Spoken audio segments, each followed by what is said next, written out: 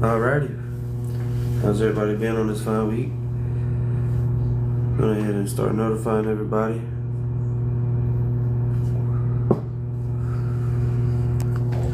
Well, let's go ahead and share it to everybody. Get everybody in here. Obviously don't know how to do that.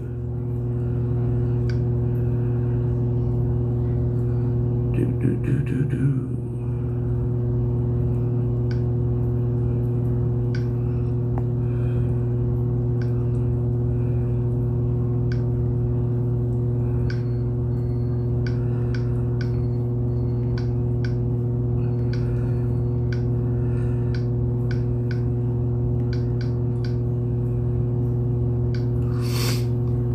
There we go. Alright, now I'm live. Make sure y'all are liking, you're following the page, you're doing all the fun stuff. Alright.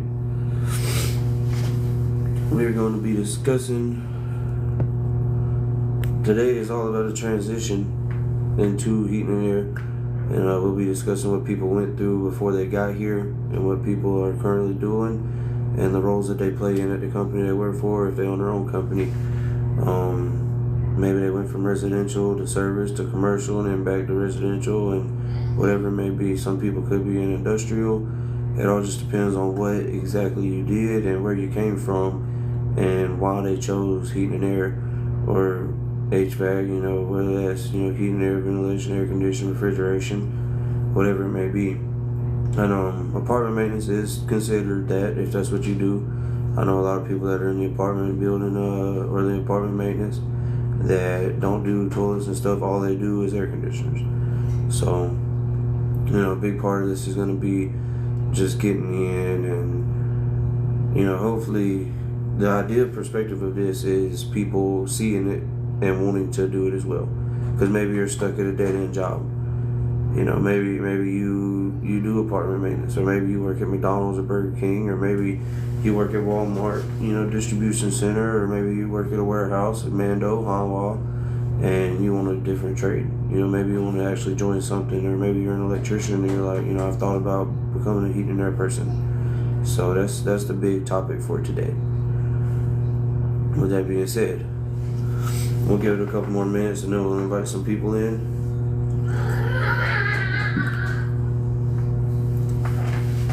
I got children. That's another reason why I do heat and air. It pays good, and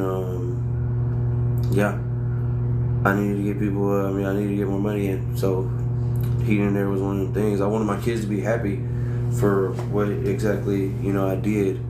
I used to work at a warehouse, and you drive by and you're like, hey, I work there, and I was like, what do you do? Oh, I do master hub assemblies. I put them together.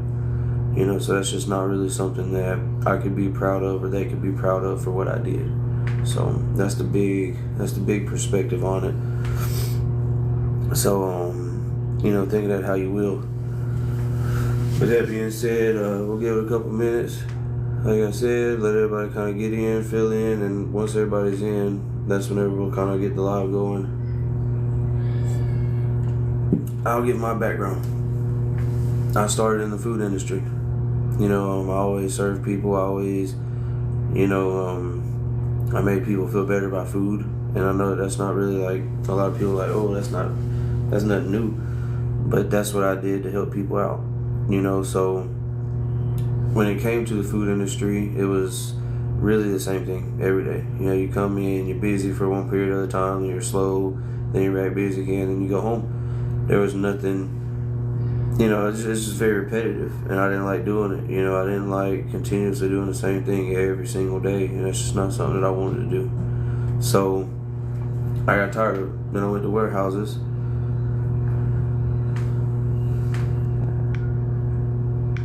There we go. But I did warehouses for a while, and then I didn't feel like it was enough. I didn't feel like my kids would be happy with what I did. Just because it wasn't something I could feel proud about, if that made sense. I wasn't proud at that point in time. So I ended up, COVID happened, and the company I worked for laid off 85% of the people that worked there. And when that happened, obviously I went without a job, for like 2 days. I was always raised to work. I could have drawn unemployment like everybody else did at the time. I mean, they were making like $800 a week. So I started doing heating and air at like $10 an hour. You know, I mean, it was. I think at the time like $2 less than what I was making. You know, so I didn't make anything honestly, and I ended up getting a raise, and then I moved to Atlanta and worked at a big corporation in Atlanta called Castile, and then I moved back to Auburn. And I've currently, strictly for like job wise, I've done nothing but installs for residential. But outside of that, I've done a lot of service. So that's something that, you know, I like doing service. I do, because you go from like helping somebody every day. You know, you're going to a different house every single day. Every day you're at a different house, every day. And you go from that to installs where, you know, you're doing the same thing basically, but you're at that one house. You know, you might be at a big corporation where you're doing multiple houses, but typically you're only going to do one change out a day, unless you're at that big corporation where they're like, hey, look, we're going to put 2 or 3 on you and you're going to work all day long. It is what it is. I didn't have that for me on the receiving end. You know, I didn't have to worry about that here, at least. Here it's just one change out, you're done. You could call, like, hey man, we're done, but I never felt like that would be something that I wanted to do. I'm a family man. I like to get home at a good time, and if you're doing those 2, 3 change outs a day, or you're doing a call like, hey look, I just finished my job, it's 2 o'clock, y'all got a blower motor, y'all need to go change, and then you get home at 5, 6. You know, it's all kind of circumstantial on what you like to do. I know a lot of people that are single that have no problem doing that. Or maybe they had a separation with their spouse and now they don't get to see their kids every day. So, you know, they have that extra time. But I've been married to the same person or been with the same person for 12 years. We've been married for 8. So whenever I get the off time, I'm fully prepared to take off time. That is exactly how I feel. There's nothing to it really, and that's just how I see it. How do you do that? How I put you on, Eddie?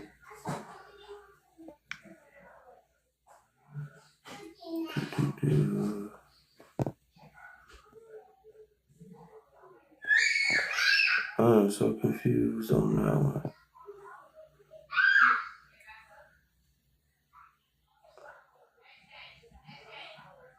Eddie, I'm trying to see if I can invite you on.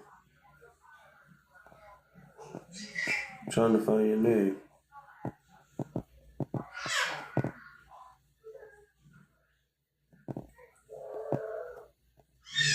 You cooking breakfast? What kind of breakfast you cooking?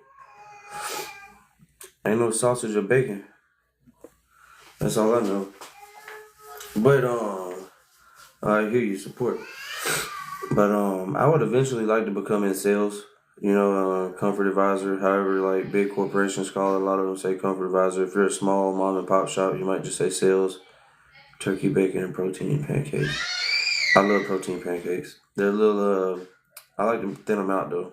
Like I like to have them a little thinned out, and I put honey on my pancakes. I'm not big on syrup, so that's just my personal opinion. Yeah, I don't think it's gonna let me send an invite to you. Maybe that was it. Yeah, I think that was it. I don't know if it'll let you do it though. But if I could get in the comfort advisor position, then I think that would be very ideal. Hey, look, it will let me get you in. Check that out. Oh, dear Lord.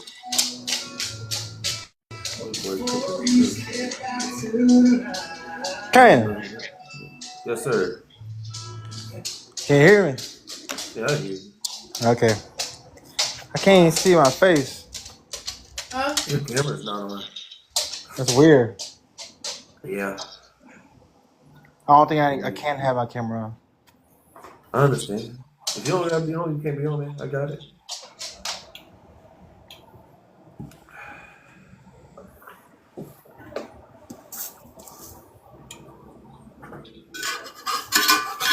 Where's Robert? Robert? Yup. I Cage. don't know about Robert. Join the Well, he ain't going. So what you want to talk about, Candy? So since you the first one in, we'll go ahead and start where you came from, like what you were doing beforehand, and then like go and just transition from what you were doing to what got you into it, like what made you want to decide on I'm gonna do heat and air, and then just kind of like you're going through it and every level you took to get to where you are currently. Okay. So like I started like at the year of 2019. I worked for a big company called Turner and Shows, located in Tuscaloosa, Alabama.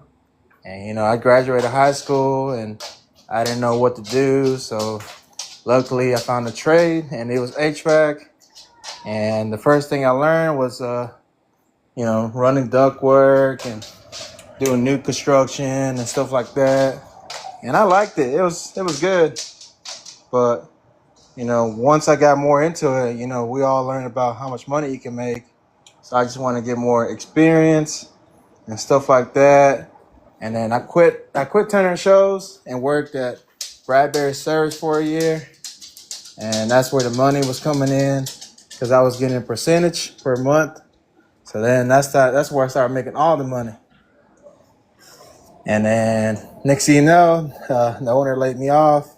So I found another company called Jolly, Heating and Air, and they were trying to get me as a lead installer. But at that situation, my girlfriend and I, we moved to Auburn, Alabama, and I was luckily enough to find Dixie Electric, and I'm an installer lead working there.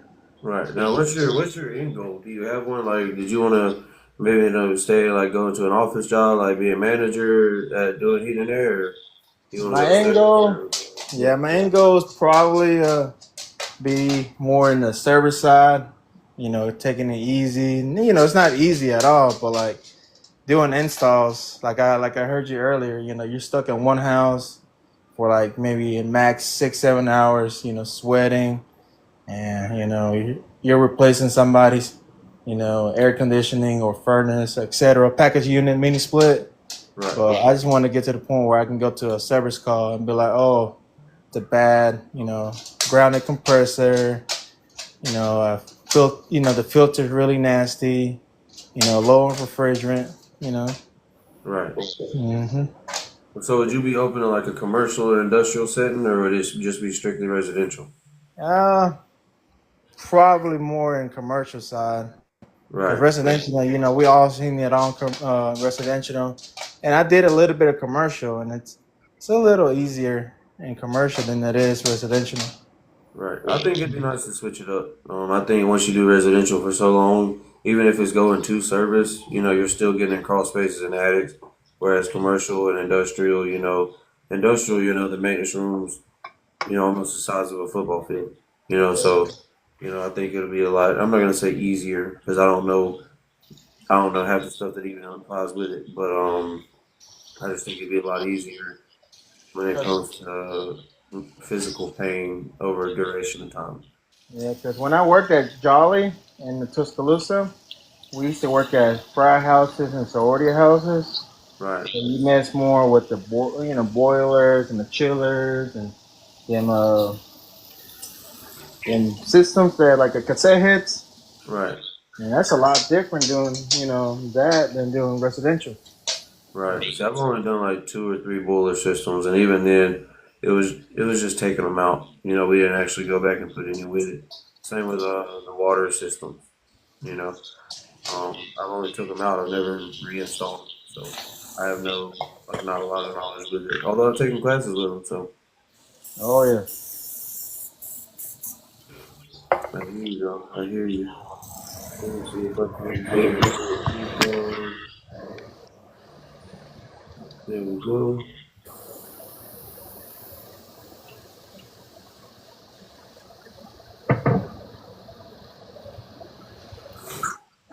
Well, Once we're also the done thing I like about discussing, HVAC, huh? you get to meet a lot of people. Yeah. You Well, meet new customers, you meet your coworkers, you can work together with your coworkers, and so. right. How we doing, Mr. Alex?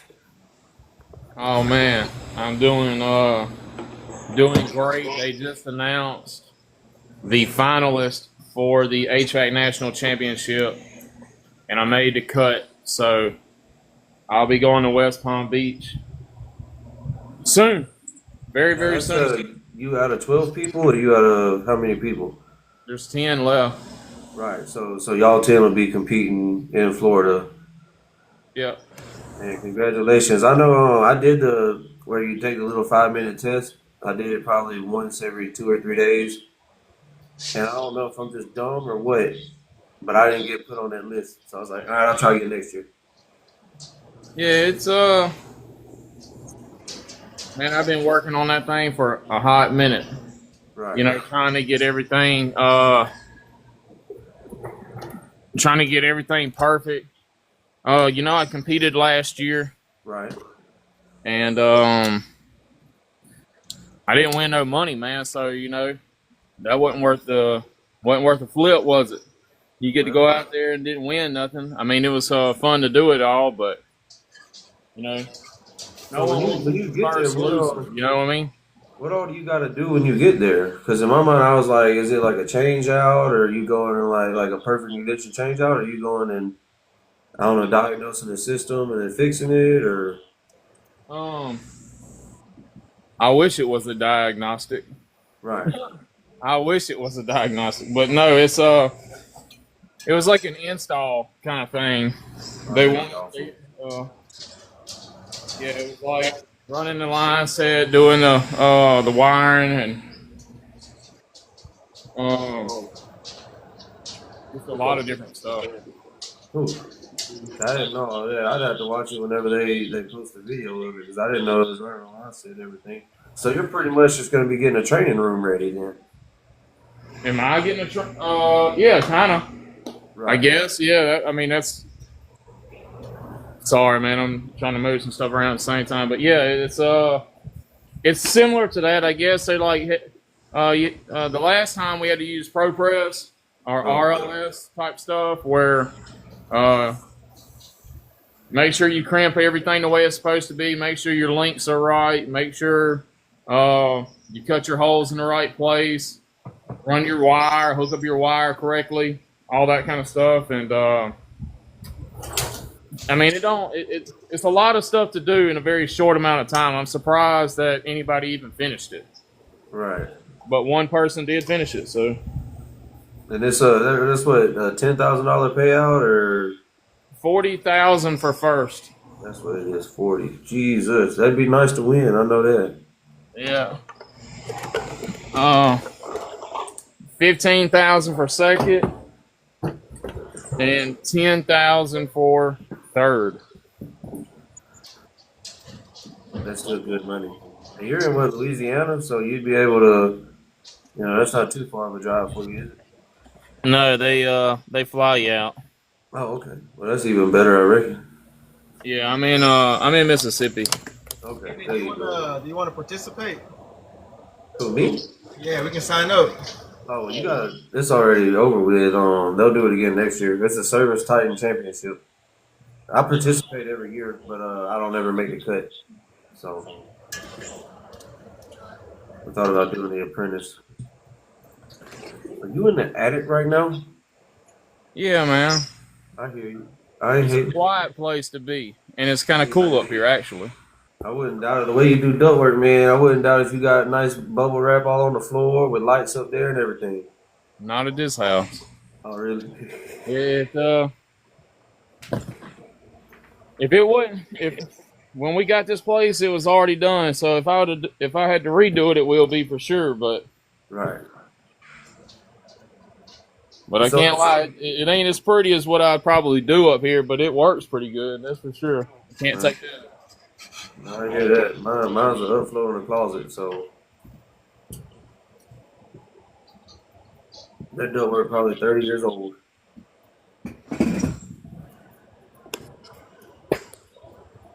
What kind of system do you guys install in Louisiana? He's Mississippi. Or Mississippi? Uh, I sell a lot of ream equipment. There's a lot of several different brands actually. We see a lot of I've seen a lot of Mr. Cool equipment. I've seen a lot of ream equipment. I've seen Pioneer, and of course all the other big brands out there. Do I sound like I'm echoing? Just a little bit. That might be your speaker though. Um, of course all the bigger brands like Goodman, Train, Carrier, Bryant, everything else. But Right. um, day and nights out here.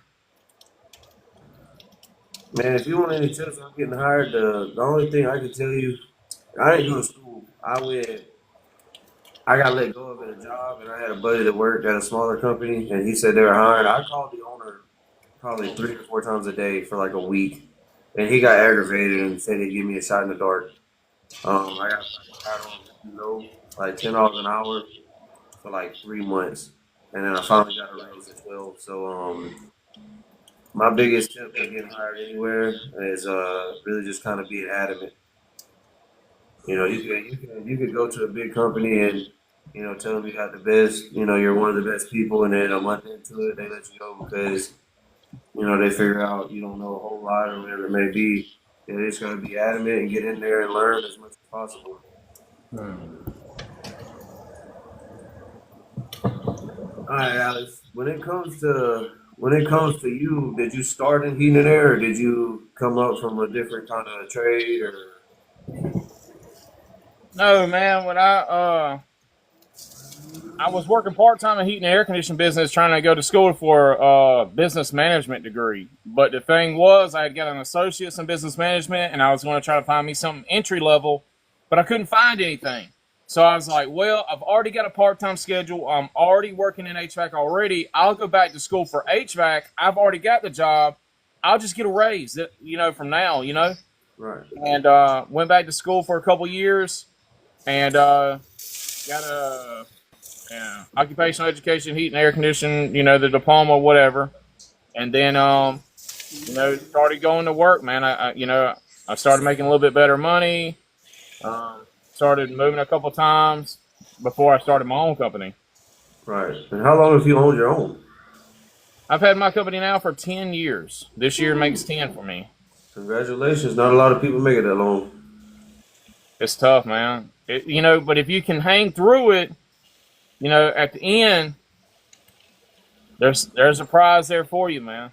Right. It's not for everybody because it's like a 24/7 job. It's always something, but eventually it is worth it. Okay, I hear you. See, I think I had like 3 or 4 different friends that started their own. I think two of them are still doing it on their own, like it's just them. But the other two fell off due to, maybe starting out and not fully caring about or taking a lot of pride in what they did. And that made a lot of contractors not really agree with them. Like one of them did new construction, so the main contractor on the job, we're getting a lot of callbacks after the house with different code violations and everything. So they ended up falling off. And then another one, just when it comes to service, they didn't care a whole lot about, offering different kind of like packages and everything. And they just got a bad rap for their name. So I know it's definitely got its trials and tribulations when it comes to owning your own. Kane, can I ask a question? Go ahead. So, Mr. HVAC tips, so during the wintertime, like how do you guys like stay busy? So I look at it Being like as an owner. billable hours. Everything works in unison with as the complete system. So I mean, think about it like this. What I mean, all right, your marketing should gear towards getting maintenance contracts. So that way, when you're out there in the summertime and springtime, when it comes winter, you're prepared for winter. You see what I'm saying? Yes. Or your slow period. You shouldn't be planning for winter come September and October. That's too late. You should have been preparing in March, in April. Your sales processes should have been redefined to make sure that you get the maintenance contracts. Also, new construction can take up a lot of time. You're looking for billable hours over the wintertime. You're wanting to have a lot of time on job, not a whole lot of time driving around to different jobs. The more time you have on an actual job is what counts. That's all that matters because you don't get paid to drive, you get paid to be there. Right. Yeah. Do you also scrap any like old equipment so you can stay busy during the wintertime? I give it away. Give it away. There Good we one. go. Because what? All right, so I give it away to the guys because as the business owner, what you're doing is you're picking up pennies. You're stepping over dollars to pick up pennies. You know, you need to be focused on what brings money in and not trying to scrounge to get some pennies off the ground. I'm not saying that there isn't some money in scrap. I'm not, you know, don't get me wrong. You can have thousands of dollars, but it's what I'm saying is this kind of the wrong mentality to go into business thinking that you're gonna get for the scrap. You see what I'm saying? Like, there's a lot more money to be made, and a lot maybe having a different mindset shift there. There we go. So, I mean, but all your processes have to work in place, and you want to make sure that everything you do is scalable. Like, you know, you're not going. Don't even start out going around like, oh, I'm gonna get a helper, and every Friday I'm gonna run him down and I'm gonna pay him. Make sure your processes are automated as much as possible. You know, make sure that if you set them up, get them on direct deposit. You know, you're not going to chase the first person down on Friday. You see what I'm saying? It, Yes. you wouldn't be able to go around and do that with 100 people. So you shouldn't be trying to do it with one. I like it. Andrew asked advice to HVAC job interviews. If I could give any advice during the job interviews, know your terms. When you go in there and someone starts immediately asking you, do you know how to do certain kinds of equipment? If you go like they might say zone boards. If you tell them, you can wire in Honeywell or out Harmony, things like that. Honestly, I don't even go with Google zone boards. That way, whenever you get in there and then they actually put you on the job, you know what you're talking about. But know your lingo. That's a big thing for me because if I just ask you something you don't know any actual terms or anything, then that'll be kind of a deal breaker for me. So.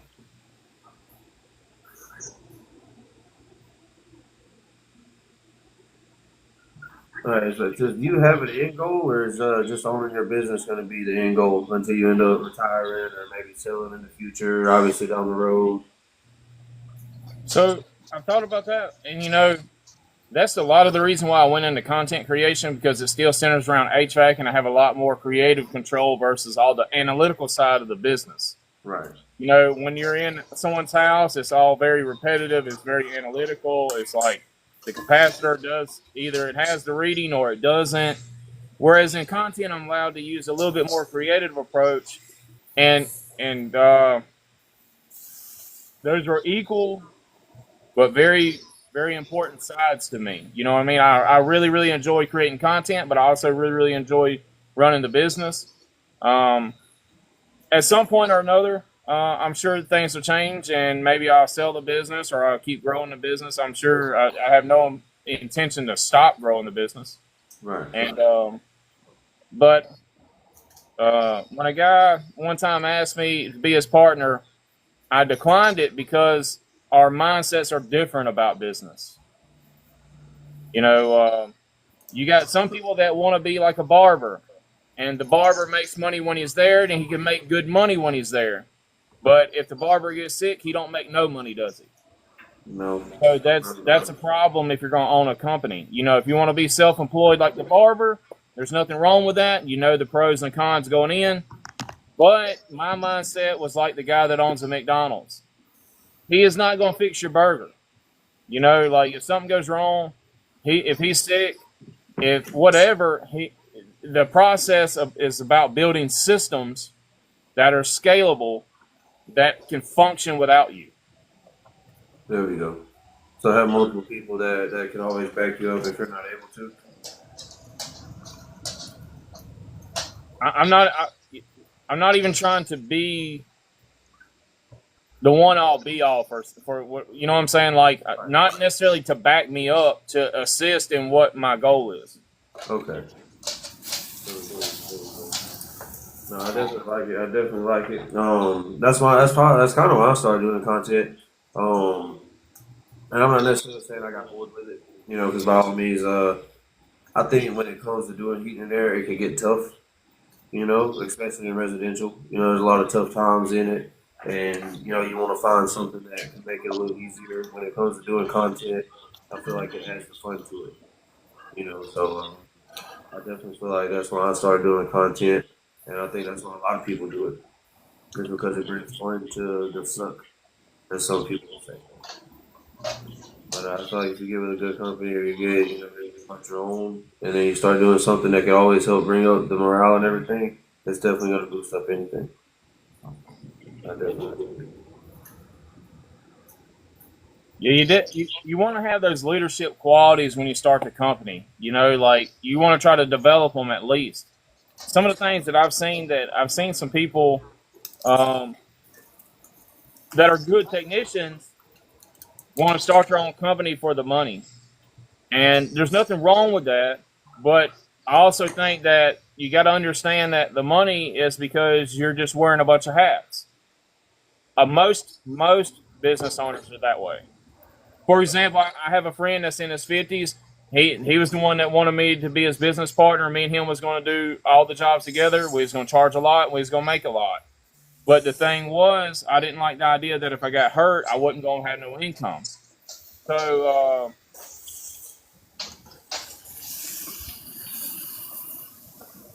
growing growing the mindset of a business owner is like what they say. Just because you can cook doesn't mean you should own a restaurant. Just because you can be an HVAC technician, I think what happens is people think they want the life of an HVAC business owner, but it's far more complicated and far more stressful than what they realize. And once you're in it, you're trapped in it. Mm-hmm. Because let's say I had both of you guys working for me. Well, I have an obligation to both of your families to try to make sure that everything here is going great. So if something ain't going great, that's a big problem. The people that work here are entrusting that I'm going to do everything that I can to make sure that their families get fed every week. And sometimes that can be a big thing. You know what I mean? That's a lot of weight that can be on your shoulders. Right. See, and I get that because I come from a mom and pop shop before this one. Dixie's kind of more of a big corporation, but the mom and pop shop, I always said it. My old boss, he'd pull up. He's got an F-350, lovely truck. His wife's got a beautiful, Suburban. Everything's great. He's got a big house, big lake house. I'm like, man, I'd love that life. And then I come in the morning. I'm like, hey, how you doing? Oh, I'm tired. I'm like, why are you tired? You got $1 million plus in your bank account. What you tired? Oh, I had to work till 11 o'clock last night. And I'm sitting here like I got off at 3. I don't even know the headache that you have to deal with. You got 5 people or 5 teams going out doing change outs. You got service techs running around. You got your billing department, your front counter people. There's a lot to it that I don't understand at the time. And in my head I'm like, dude, I don't know what you're stressing about. Because all I seen at the time was, you got a bunch of money. It can't be that stressful. You got a bunch of money in your account. There's nothing stressful enough.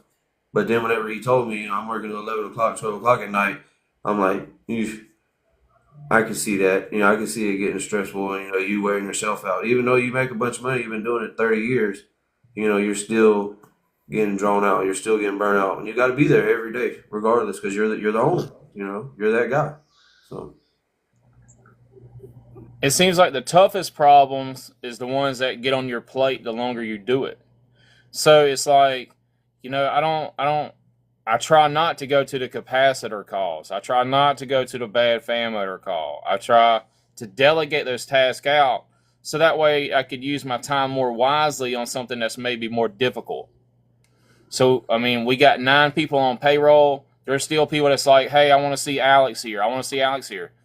It doesn't make a lot of sense for me to be there on every single one of those calls.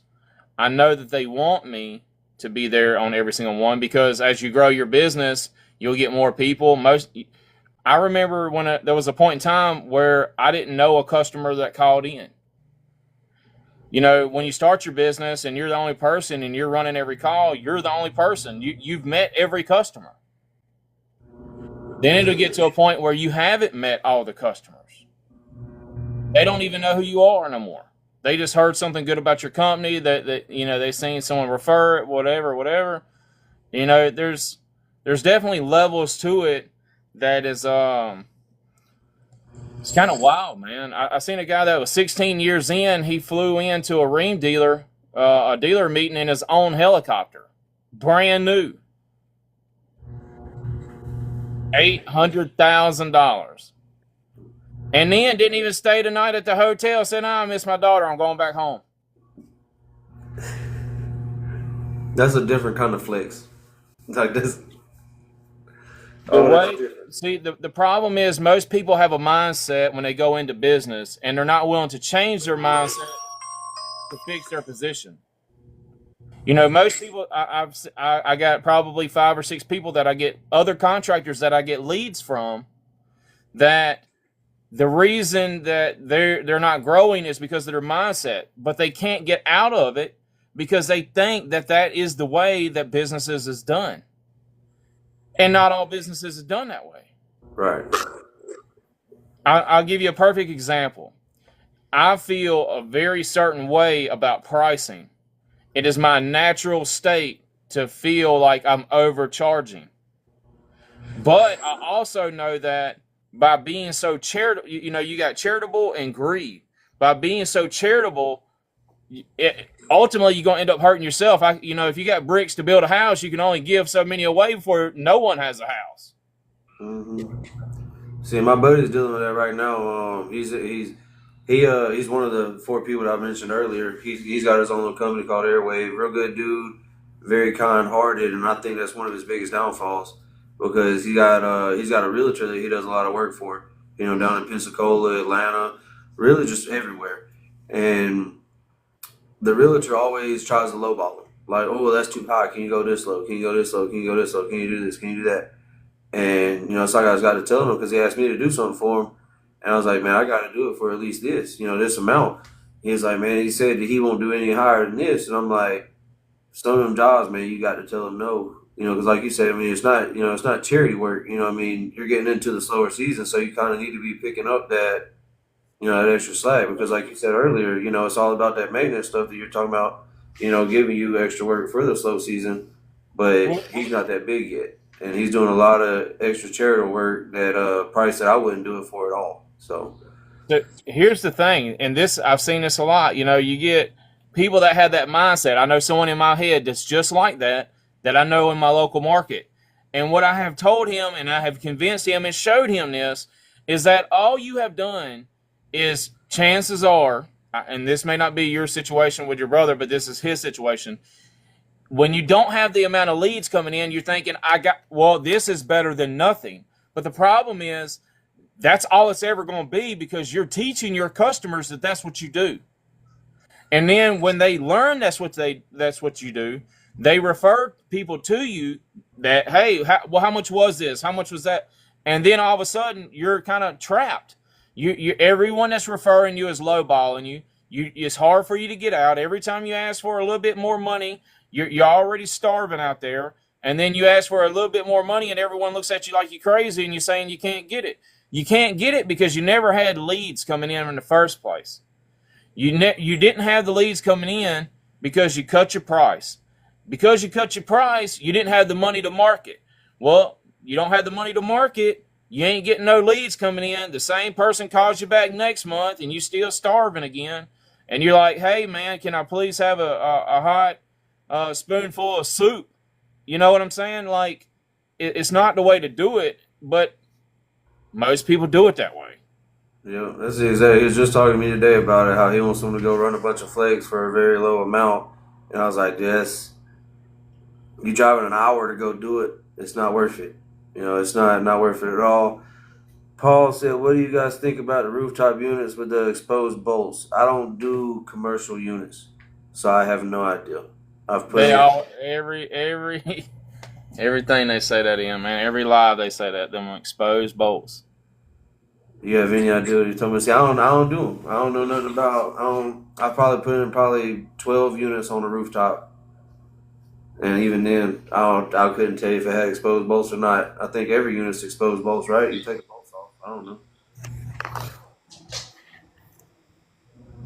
No, it's definitely because I've thought about getting my own because I've got pretty much every license besides my contractor's license, and in my head I'm like, man, it sounds great. I can go and I could do 2 change outs a week, and be set. I won't have to worry about it ever. But then I get to thinking in my head, I'm like, I'm a family man. I like to be home at least 5 o'clock.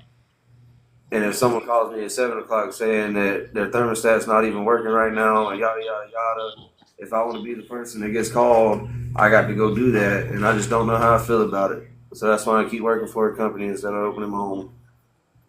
So what you have to do is you have to worry about the pitfalls. There's a lot of simple mistakes that people fall into, like not having the generating the leads. They don't know how to start from the very jump. They don't have a plan of action to take them there.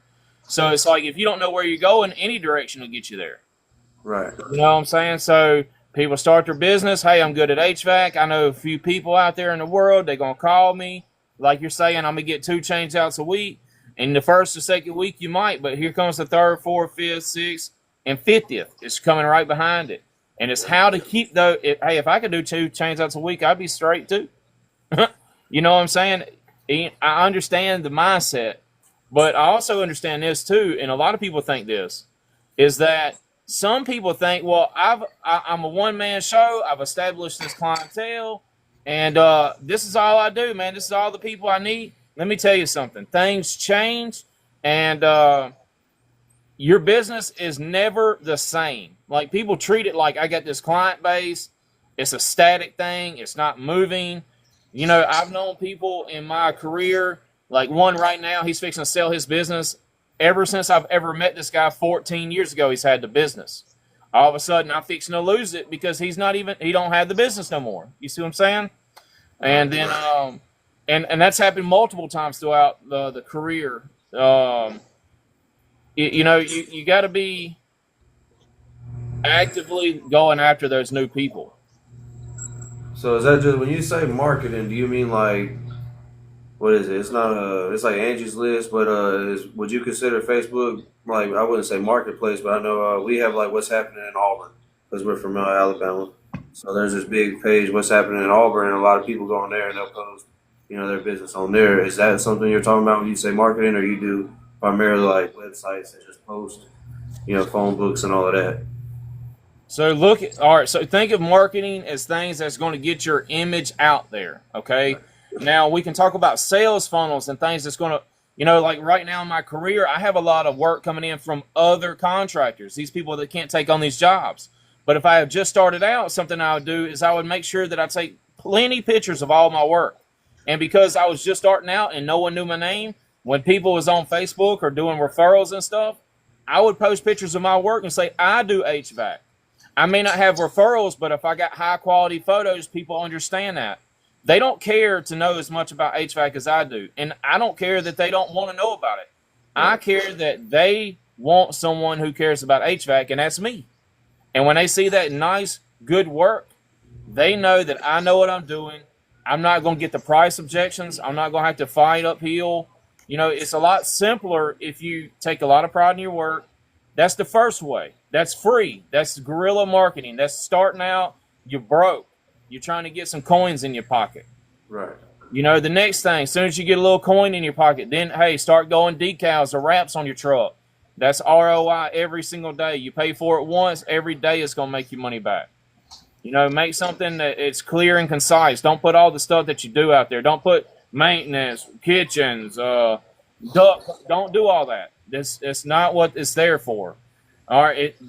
If they having a problem with their air conditioning, they're going to look for an air conditioning company. They're not going to look for a company that does an HVAC that does maintenance. You see what I'm saying?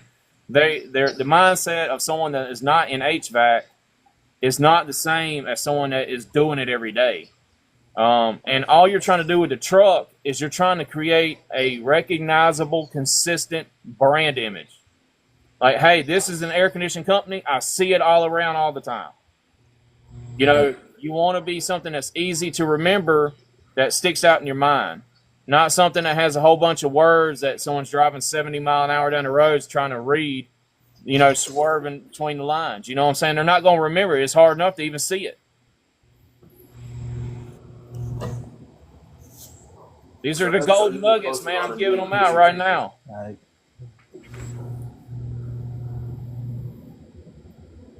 I'm from Alabama, too. The great state. But I feel like a different state, the greatest state or whatever. No, it's Alabama though. At least I am.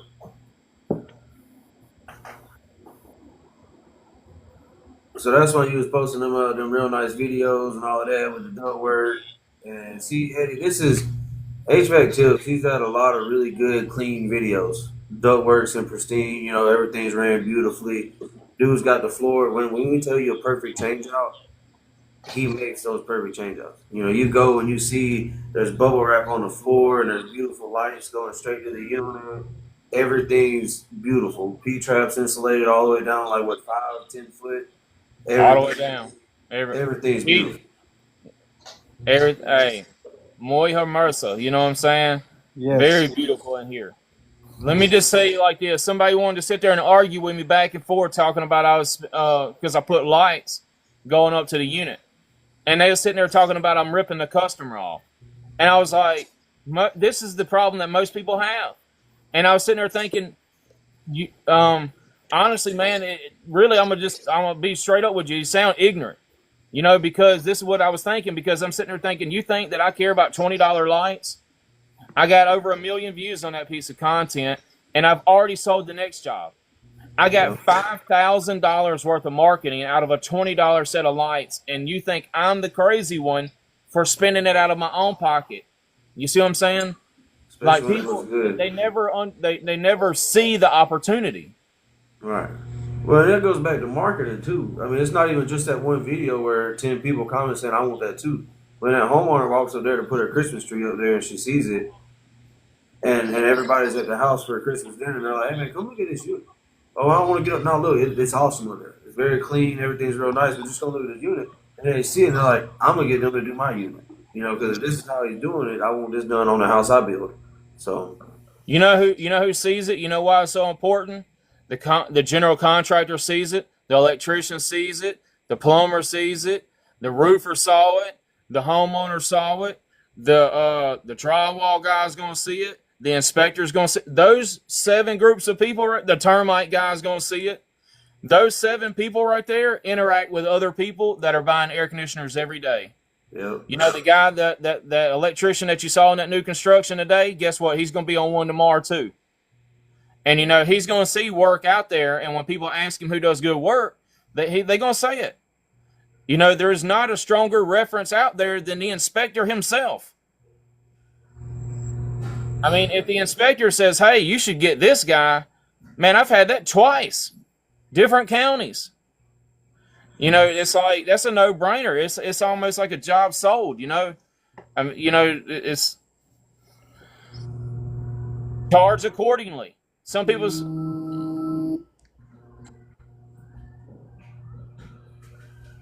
Tiff, I'm not sure what GHBA is.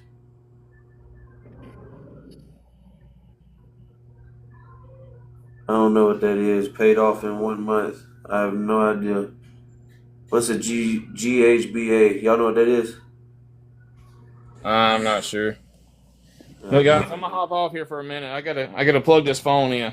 I hear you, man. I appreciate your input, the advice. I appreciate all of it, man. It was good speaking to you. I hope y'all have a good night. All right. Thank you for the tips. Sir.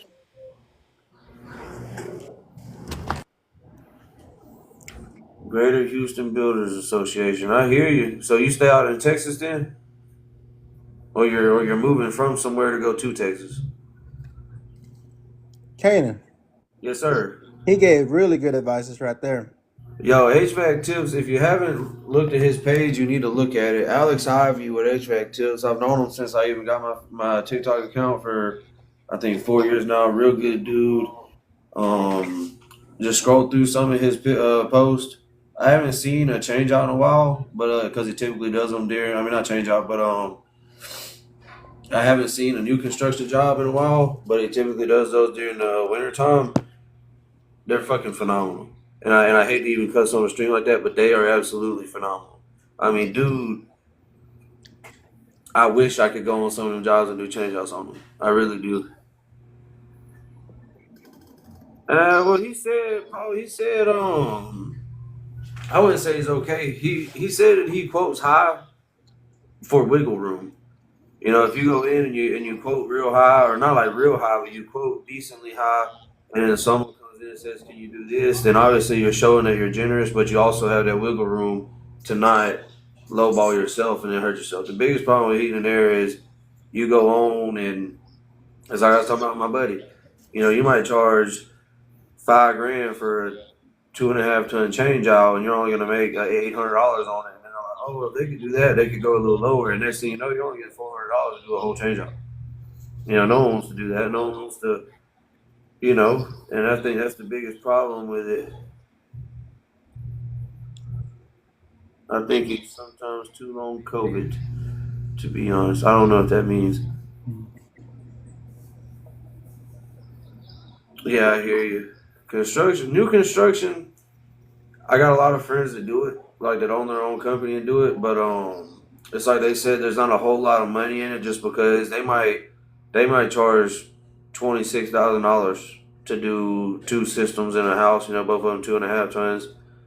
And once they buy all the duct work and all of that, and then they pay someone to go out there for a week or two, there's not a whole lot of wiggle room in that. But you kind of got to quote high just to make sure everything goes according. You're buying boots and flex, or maybe you're buying all hard pipe, and now you got to wrap the hard pipe, and you got to buy unistrut if it's in the crawl space, or there's a lot to it that I wouldn't know a whole lot about, but I get it. And don't forget about insurance too. Right, and that's another thing too, is you gotta have an EIN. There's a lot of stuff you gotta buy just so you could get to where you're going. So I think when it comes to HVAC tips, obviously I'm not gonna ask the dude what he's charging. But if I owned a company, I wouldn't be throwing out my invoices like that to random people either. Obviously if the customer asks for it, I guarantee he gives it to them.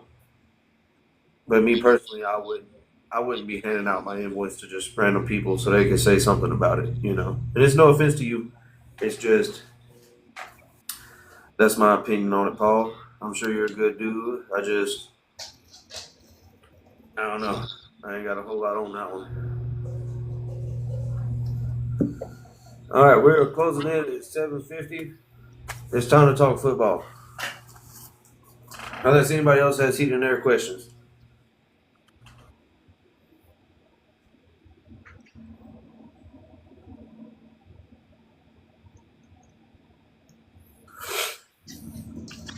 All right, this is college football. Eddie, it was a good week. It was a good week. I made a bunch of money doing it. You should have bet too. We'll get into that later. Last week we had OSU versus Washington, and OSU got the W, going to 4-0. So they are still number one in the AP rankings. It is what it is. I don't like Ohio, but they deserve it because they was up there in the rankings at the beginning of the year, so they're obviously going to stay there. Miami didn't play, so they got dropped down to number 3. Oregon beat Penn State, making them 5-0, so they're now number 2. Ole Miss won against LSU, and that brought them to number 4. Oklahoma won. Well, they didn't win, my bad. Oklahoma had an off week, so they're still at 4-0, but they're still number 5. So good for them. But they do play Kent State this week. They're favored 99%. Obviously, Kent State's a terrible team. So, it is what it is. Georgia lost to Alabama. And when Georgia lost to Alabama, that knocked them down significantly because they were at number 5. Number 5. That put them at number 13. Ooh. Yeah. I heard a lot of people's feelings. Is Alabama still ranked? Or no? Huh? Is Alabama ranked now? Alabama been ranked. We were number 17. 17, but do you think they'd a jump? Oh, yeah. We were number 17 last week. We're now number 10. Roll Tide. Yep, and we're playing Vanderbilt. We're favored 74%, with negative 10.5. So if you're betting on it, that's what you want to bet on. I probably wouldn't do 10.5. I'd probably do a solid 8 on Alabama winning that one. Then they got FSU. They lost to Virginia, making them 3-1. That brought FSU. They were 8, and now they're currently 18 due to that loss. But they're playing Miami, and they're favored 65%, negative 4.5. So bet on that how you will. I think I'm gonna pick Miami as a bet this week on FSU. I definitely got Miami over FSU this week.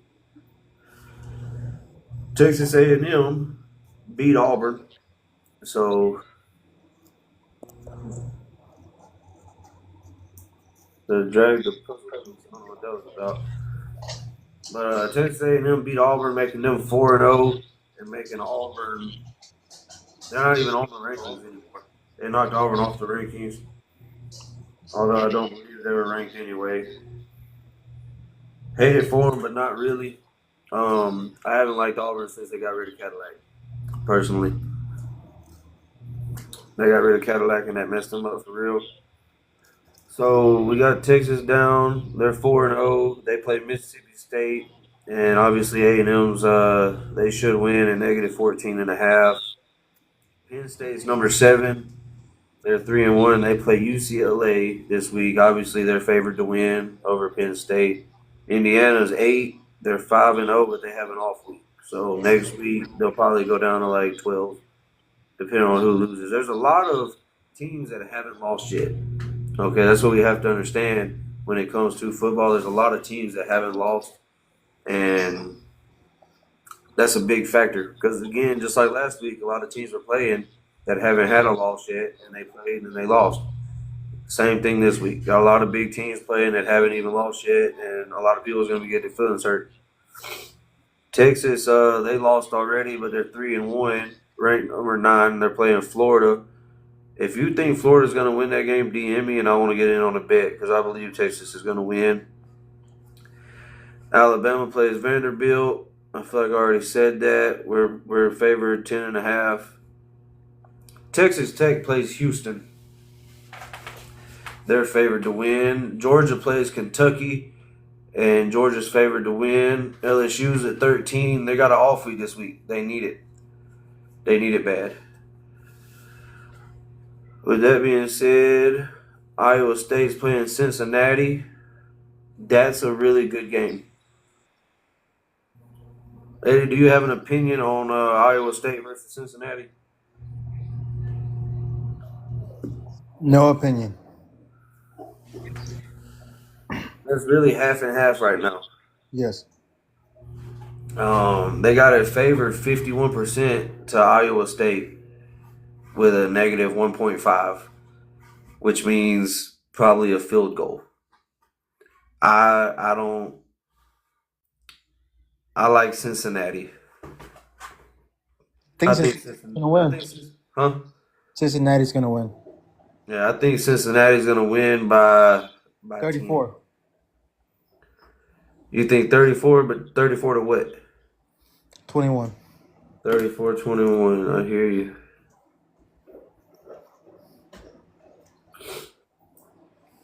I think I got them. I think it's going to be 10 to 20. Cincinnati up. Tennessee's got an off week. They're ranked number 15. Vanderbilt's ranked 16 at 5-0. Obviously, they play Alabama, and Alabama is favored, so they're not going to win against Alabama. I hope not. Vanderbilt's one of them teams that come in and I don't know. Didn't they win against Alabama last year? Huh? Didn't they win last year? They did win last year. So Alabama might take the W just because it's Alabama don't typically lose a team or lose to a team and then they come back the next year and lose again. So Alabama could win it. Obviously, they're favored to win, but Vanderbilt's one of the teams. Like I said, they're 5-0. Georgia Tech is 17 right now. They got an off week. FSU is 18. Missouri is 19, and they got an off week. Michigan is 20. They're 3-1, and they're playing Wisconsin. Obviously, Michigan's gonna win that. Notre Dame is 2-2. Very sad. They're probably not making it playoffs this year. Let's be honest.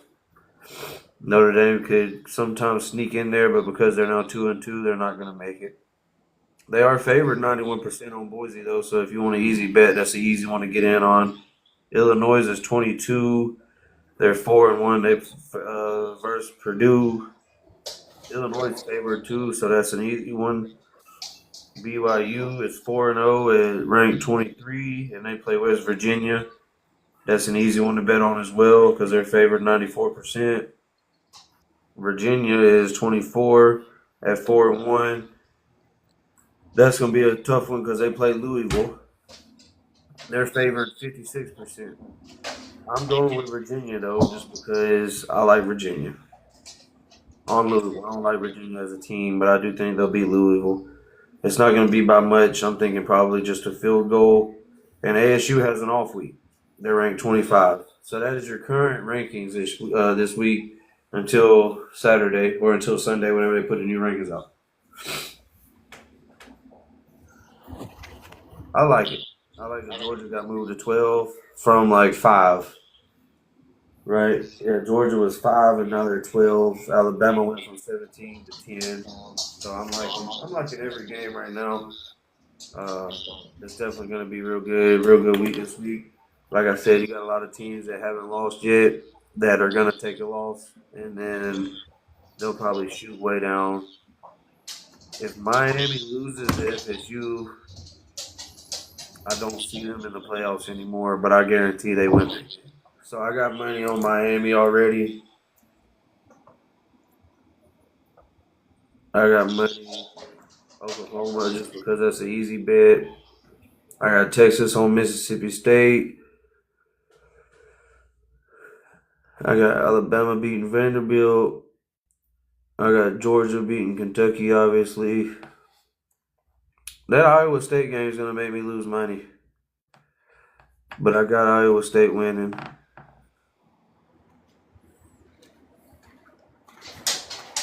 I already got Miami. Wisconsin. All right. So, just like every week, let's look at the board.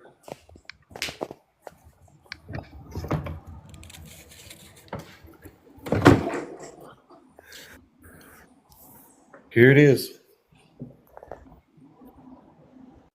Who wants to get in on the board? Eddie, are you betting any this week? When can I put in my bets? Like the end? No, you could wait till the bet until Friday. I think none of these games are going to be played Friday. I know Johnstone's last day for betting is Friday. I'll be Okay. doing that one too, but I haven't seen the board for Johnstone yet.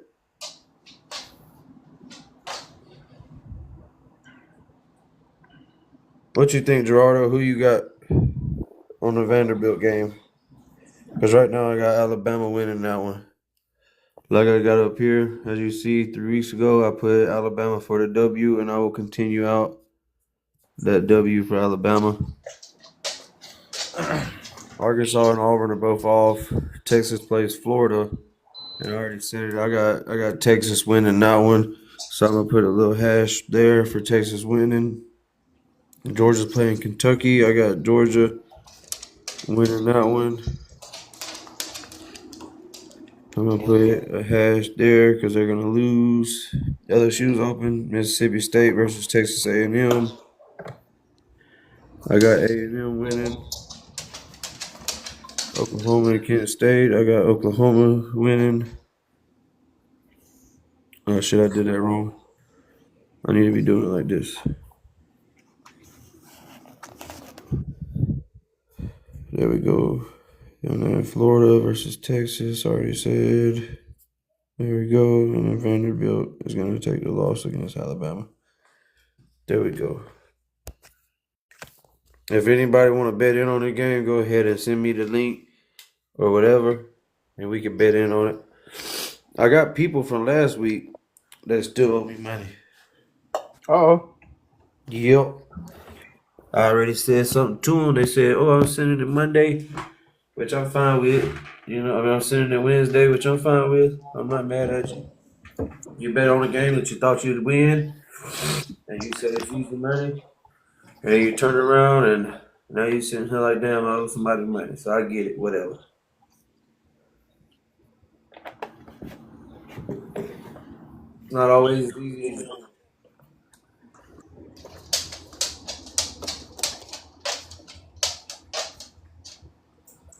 All righty. All right, Eddie, you got anything else? Nothing. All right, well, I appreciate you stopping in. Until next week, this is the Crossface Boys. So if y'all got any input on anything, just stop by next week. I'll be next week or Wednesday. I'll be coming out with a topic for Monday next week on what all we'll be having. I know I already got Brian Ortega coming in and Michael. I can't remember his last name, but Michael something's coming in, and they'll give their input on what it's like owning a business and being a corporate advisor for themselves while they let other people run the business. So that's always going to be good. But until next week, I'll talk to y'all then. So y'all have a good one. Eddie, I appreciate you stopping in. It was great seeing you. I see ya, and good night. All right, big dog. Y'all have a good one. All right, good night.